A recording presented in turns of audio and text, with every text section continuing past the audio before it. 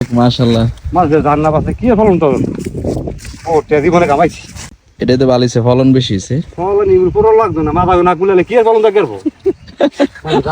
ভাই মিছা কথা না। মাশাআল্লাহ মাছ রান্না বাসে কি ফলন তো ও টেদি মনে কামাইছি তার মতন দিলি তেমতে বাম্পার ফলন এই বাম্পার ফলন এমবে ধরো দর্শন বললাম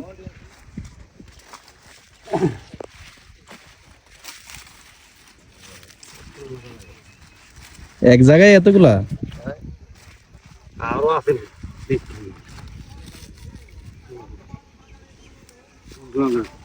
সালাদ ভর্তি ওই যে রাতে ওই যে